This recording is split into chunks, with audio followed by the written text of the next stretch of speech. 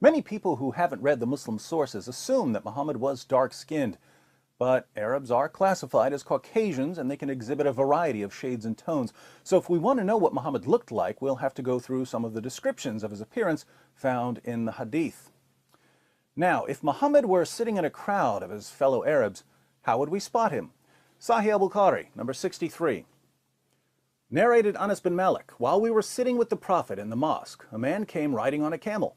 He made his camel kneel down in the mosque, tied its foreleg, and then said, "Who amongst you is Muhammad?" At that time, the Prophet was sitting amongst us, leaning on his arm. We replied, "This white man reclining on his arm." Sahih Muslim, 6081. It was narrated that Abu Juhayfa said, "I saw the Messenger of Allah with a white complexion and some white hairs."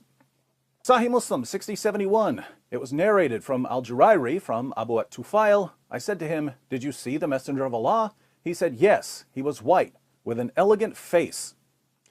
This guy's so white, he makes Queen Elizabeth look like Queen Latifah.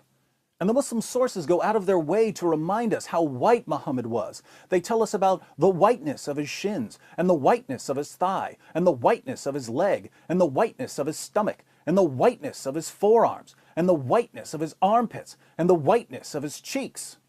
Mindlessly obeying Muslim leaders was so important to Muhammad that when he wanted to emphasize obedience, he told his followers that they had to obey even the worst leader imaginable.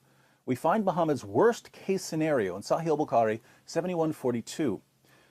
Narrated Anas bin Malik, Allah's Messenger said, "You should listen to and obey your Imam, even if he was an Ethiopian slave whose head looks like a raisin."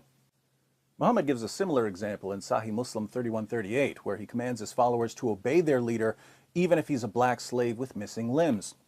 So the worst possible leader of a community of Muslims, according to Muhammad, would be a black slave. For the sake of clarity, I should point out that women are excluded from the hierarchy of possible leaders. Muhammad said that a nation will never be successful with a woman as a leader. But it gets worse. Muhammad tells his followers what Satan looks like in Ibn Asaq, page 243. The apostle said, "Whoever wants to see Satan, let him look at Nabtal ibn al-Harith. He was a sturdy black man with long flowing hair, inflamed eyes, and dark ruddy cheeks." Which one of you is the prophet?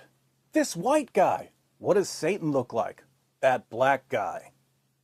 I'll leave you with a quotation from Ash-Shifa, one of Islam's most popular and respected books on Muhammad's life and teachings.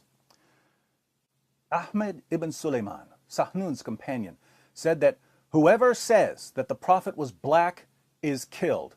The prophet was not black. Calling Muhammad a black man was a death penalty.